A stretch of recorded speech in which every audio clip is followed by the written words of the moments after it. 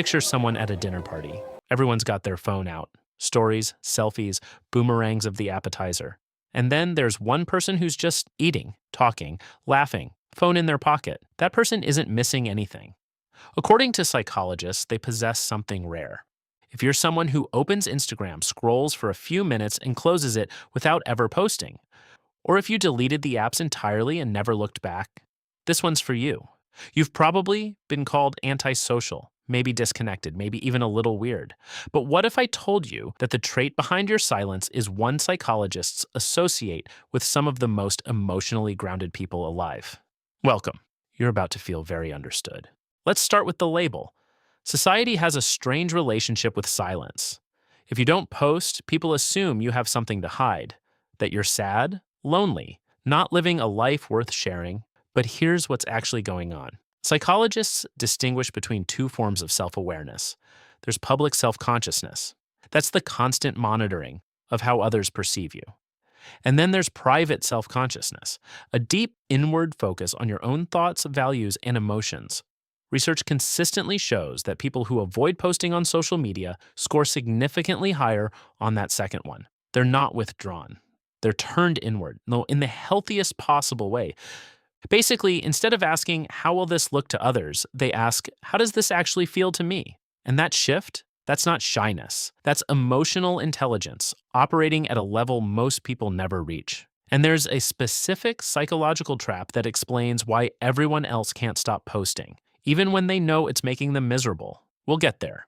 But first, it gets way more interesting than that. A study published in Frontiers in Psychology looked at why roughly 30 to 40% of social media users never share content. They just watch. And the researchers found it wasn't apathy. It was a protective response. When social comparison pressure combines with privacy concerns and external expectations, the brain essentially hits the brakes. It says, this environment is a threat to my sense of self, so I'm going to observe, not participate. Now here's the part that might challenge you. Self-determination theory, one of the most robust frameworks in psychology, says humans thrive when they feel autonomous, competent, and connected on their own terms. Social media engineered the exact opposite. Your worth gets measured by likes, your competence by engagement metrics, your connection by follower counts. So opting out isn't just self-protection, it's your brain choosing psychological survival over digital performance. And that matters. But here's where it gets uncomfortable, even for you. Researchers have found that just scrolling, even without posting, still triggers automatic social comparison. You see someone's engagement ring, their new apartment, their promotion, and your subconscious doesn't distinguish between real life and curated life. It just registers they have more than me. So if you think you've escaped the game by lurking, you're still playing, just from the sidelines. And the next part explains why that matters more than you think.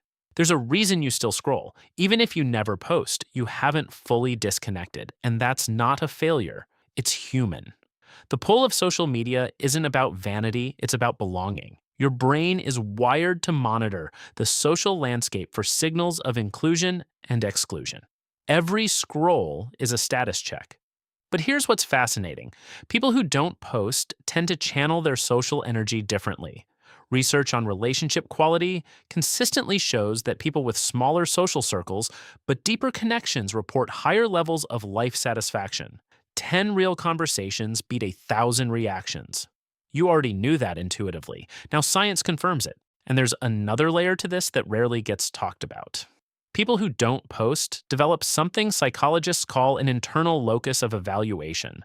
Their sense of worth isn't anchored to external feedback loops. They don't need a like to feel validated. They don't need a comment to feel heard. Over time, this creates a kind of emotional resilience that's genuinely hard to build any other way. Think about it. Every time you resist the urge to post a highlight, you're training your brain to find satisfaction in the experience itself. Not in the reaction, not in the performance. That's not just a habit. That's a psychological muscle most people never even know exists. Remember that psychological trap I mentioned? Here it is. The sociologist Irving Goffman describes social life as a performance. We all wear masks to manage impressions. Social media didn't invent this, but it put that performance on a stage with a billion-person audience and made it permanent. One awkward caption lives forever. One unflattering photo gets screenshotted. The people who don't post didn't just opt out of a platform, they opted out of the most high stakes performance arena in human history. And that takes more confidence, not less. Picture this. It's a Sunday afternoon. Your friend group chat is blowing up with photos from last night. Everyone's posting stories, tagging each other, adding captions. And you?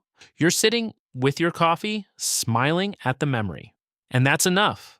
No upload, no caption, no filter. Just the experience, whole and unshared. That moment is yours in a way it can never be for someone performing it. But there's a shadow side to this silence that nobody wants to talk about.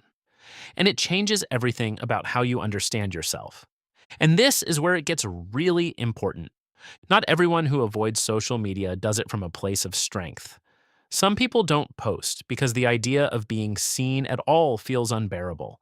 Not because they've mastered self-awareness, but because vulnerability terrifies them.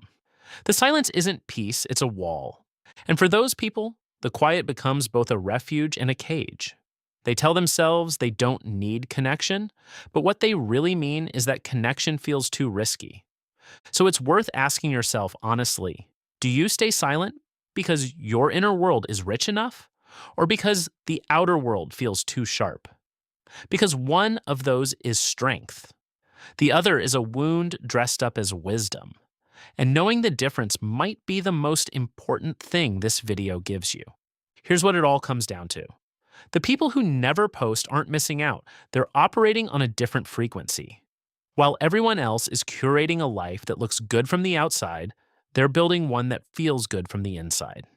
The trait researchers keep finding in these people isn't introversion. It's not anxiety. It's private self-consciousness. A rare quiet capacity to know yourself without needing the world to confirm it. That's not common.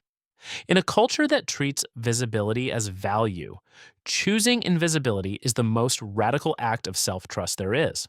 You're not antisocial. You're not hiding. You're just someone who figured out that the most powerful version of your life doesn't need an audience. Some experiences actually get worse when you perform them. That sunset is more beautiful when you're not photographing it. That conversation hits deeper when you're not mentally drafting the caption. That achievement means more when it's just yours. Here's a question worth sitting with. When I choose silence, is it because I'm at peace or because I'm afraid? If it's peace, protect it. If it's fear, face it. That single distinction separates self-awareness from self-avoidance. And it's worth checking in on regularly. And real confidence doesn't need a platform. It just needs a person who's done performing.